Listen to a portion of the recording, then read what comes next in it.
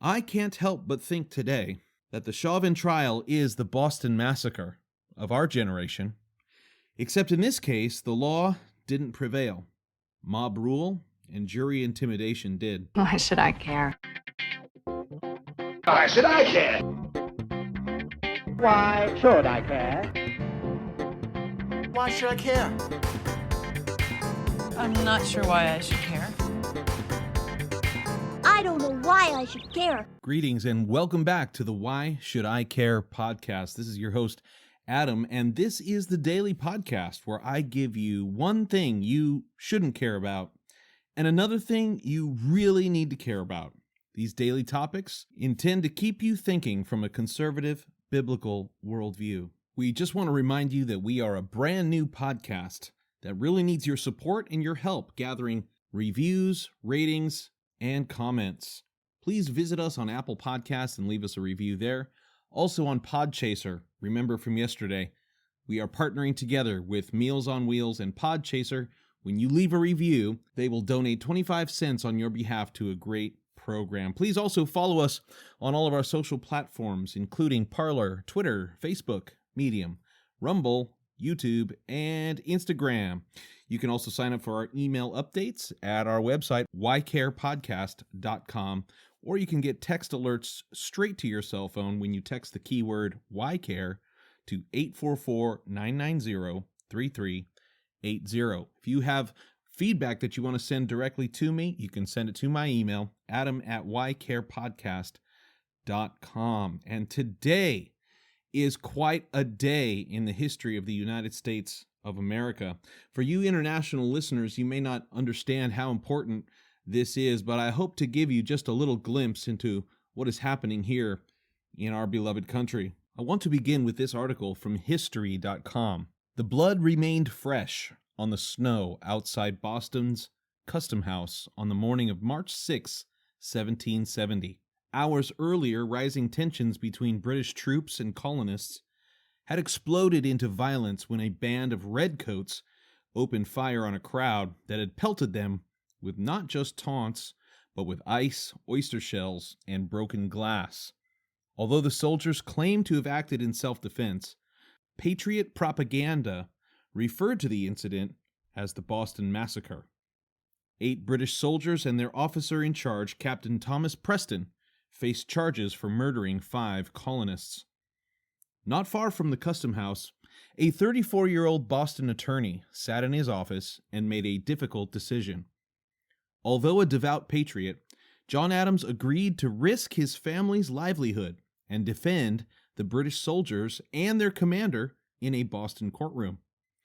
At stake was not just the fate of 9 men, but the relationship between the motherland and her colonies on the eve of the American Revolution. With further details on this account, Time.com has this commentary. John Adams, agreeing to represent the despised soldiers in court, was the ultimate example of an unpopular yet principled decision that would be remembered by history as brave and noble. At the time, however, it was considered by many to be deeply unpatriotic. Adams helped define the concept of self-defense in American law. It was also in these massacre trials that a jury was permitted the stated luxury of reasonable doubt for the first time. But it was Adams' eloquent summation in the soldiers' trial that has echoed most through courtrooms for more than 2 centuries. Standing before a crowded courtroom, he told the jury, quote, "Facts are stubborn things, and whatever may be our wishes, our inclinations, or the dictates of our passions, they cannot alter the state of facts and evidence. The law, in all vicissitudes of government, fluctuations of the passions, or flights of enthusiasm, will preserve a steady, undeviating course. It will not bend to the uncertain wishes, imaginations, and wanton tempers of men." Captain Preston and most of his men were acquitted, and Adams, rather than being punished for defending the enemy, went on to earn his rightful legacy in American history. I can't help but think today that the Chauvin trial is the Boston Massacre of our generation, Except in this case, the law didn't prevail. Mob rule and jury intimidation did. I ask you to please carefully hear me out. Listen to the end before forming an opinion. I, along with every one of you, watched the heart-wrenching video when it came out last year, chronicling the death of George Floyd under the knees of Derek Chauvin. And along with you, it angered me because I believe that this was an unnecessary death. I still believe that. By simply turning Mr. Floyd onto his side, it would have allowed him to breathe freely, and the eventual tragic outcome could have been very different. As with so many events in human history, nothing is as simple as it seems. There are many nuances and intangible factors to consider when judging Derek Chauvin's actions that day. It is very easy for us to second guess from a bystander's perspective and condemn the former officer with our supposed moral clarity. I was highly concerned when the state announced the charges against Mr. Chauvin. I thought that the second and third degree murder charges did not fit the crime he committed. Manslaughter charge was more realistic. As I watched the trial taking place over the past few weeks, I was less and less sure that the prosecution could prove the charges beyond a reasonable doubt. I became more and more surprised that the judge did not dismiss the murder charges outright. What I overlooked, though, was the immense bloodthirst from the entire world around the courtroom drama. Please don't get me wrong. I am not trying to sympathize with the defendant. I'm simply giving my layman's analysis of the facts of the case and the relevant laws. But when the announcement came earlier today that the jury had a verdict, I knew what the result would be. A short deliberation almost always means a sure conviction. I realize now that they could have charged him with international espionage, mattress tag removal, and jaywalking. It would not have mattered. He would have been found guilty of anything they threw at him. Now, I do not intend today to defend Mr. Chauvin. I found his actions reprehensible and irresponsible. I do not want police like him on our streets. But I am convinced that the evidence showed that he should not have been convicted of the crimes with which the state of Minnesota charged him. I believe that the jury produced the verdict that they did despite the evidence, not because of it. This was more about the public pressure on them, from the media to BLM protesters to questionable decisions by the judge to Maxine Waters and to the president and vice president, all placing their fingers on the scale. I feel very bad for this jury. They had a more difficult job than even John Adams. But in the end, I believe they bent to the public outcry instead of genuinely examining whether the evidence produced a reasonable doubt. And to prove this to you, let us perform a thought experiment, hinted at by the title of this episode. Imagine with me for a moment the entire history of the events that took place on Memorial Day 2020 was all the same, except for one tiny detail. George Floyd was a white man. Now, in your mind, you must imagine every detail is precisely the same. Floyd would have the same drug addictions, the same questionable affiliates, the same phony $20 bill, the same heart condition. The exact words were spoken, the same struggle was given, the same pleas for help, the same shouts from the gathering audience, and the same tragic end, except in your mind right now, imagine he was a white man instead of a black man. Now, there will be some who hear this and think, well, if George Floyd was white, then the police would have treated him differently. But that's not going to work for our thought experiment. We will not allow for that possibility. I want you to imagine that he received exactly the same treatment from the police that day. The same tap on the window, the same identical pistols drawn, the same commands shouted, the same improper handcuff application, the same back and forth, the same struggle, the same difficulty entering the back seat of the vehicle, the same takedown, the same restraint, the same knee to the same neck, except this time it's a white neck instead of a black one. Now, in this thought experiment, I ask you, what are the different outcomes of this story if George Floyd was white? And as I pondered this question in my mind, I came up with a few things immediately. If it were the case that George Floyd was white and not black, I believe it would have remained a local news story and never have gone viral. It may have garnered some attention in Minnesota, but I guarantee you would not know his name today. If he was white, there would be no protests, there would be no candlelight vigils, no golden casket. There would be no $27 million settlement to the family from the city of Minneapolis. Derek Chauvin likely, hopefully, would still have gotten fired, but he likely would not have been charged. If he did get charged, it would be manslaughter only. The second and third degree murders would not be part of the case. If George Floyd were white, the trial would never have been televised on C-SPAN. The jury would have carefully weighed the evidence presented in the trial and would consider reasonable doubt.